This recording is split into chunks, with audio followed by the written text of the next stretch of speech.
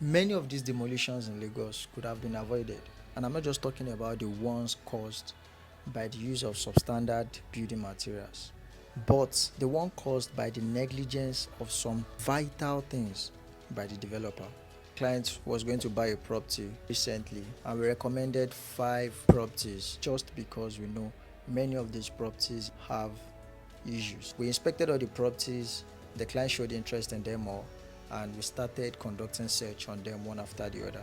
When we did our first search, guess what we found out? We noticed that about 80% of the property falls in the family land which the developer bought from, and the remaining 20% falls on the road alignment which is committed, excision road block.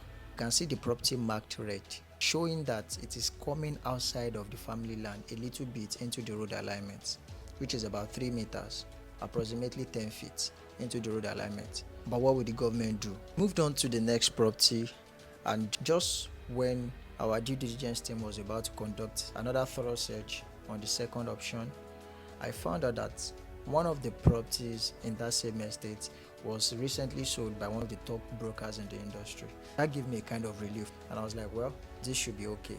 But guess what? It was worse. As you can see on the screen, the land is about 150 square meters, and about 130 something square meters of that property is outside the family land. In fact, it is on the road, in the middle of the road, while just about 16 square meters is falling in the family land. Now, these areas are fully developed, and I know for many people, they did not do their search, because if you had done your search, a thorough one, you would have found out all of these things. And for some others, probably they found out and thought, since the community is fully developed, government will not come. For the property that is over 90% into the road alignment, there is no excuse, there is no justification for that. That is pure wickedness. And as a matter of fact, majority of the units have been sold, just 1 unit left. I wish them all the best. But for the other property that is about a few meters into the road alignment, 4 things could have happened. Number 1, the family could have probably sold part of the road alignment or road network to the developer as their land, and the developer too didn't bother to check, because if he had done his due diligence, he would have found out. Number 2, maybe the developer wanted to do the right thing, and one way or the other, the engineer built into the road alignment and he might not even be aware, allegedly. Number 3, maybe the developer is not even aware of his boundary. I mean the boundary for the whole portion of land he bought from the family. The 4th scenario, maybe the developer is aware of his boundary and he just probably wants to borrow part of the road alignment to add to his property. But whichever the case may be, I want to boldly tell you that these properties in question have survey plan, they have building approval, one in process and one is ready. So for those of you who think you can get to know the status of a property through just the survey plan, this doesn't work all the time, because this survey plan doesn't even reveal that part of the property has entered into the road alignment.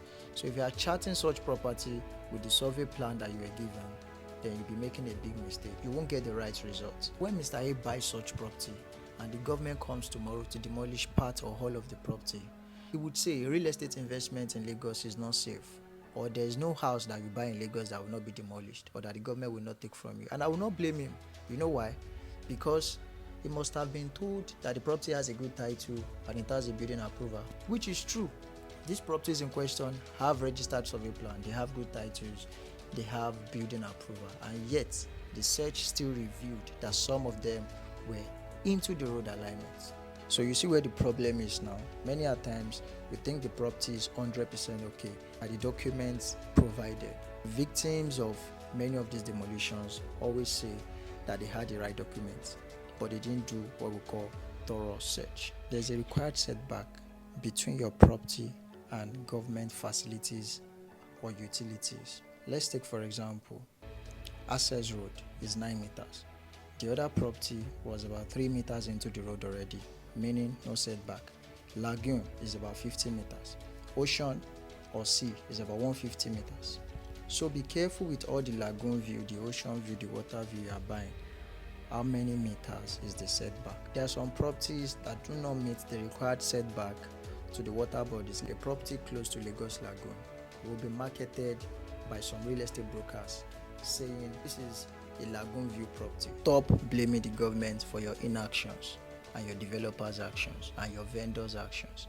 Before buying a property in Lagos, make sure you reach out to property consultants and carry out a thorough search. And for those of you who buy properties that have governance consent or COO in process, is that title truly in process? Well, that's a discussion for another day. You can reach out to us at Tushums and Properties Limited and we'll help you get a good deal. Ladies and gentlemen, I remain Omilaki Okiki Jesu, the founder and CEO of Tushums and Properties Limited, advocate of due diligence. I wish you all the best in a great real estate investment. See you on the next one.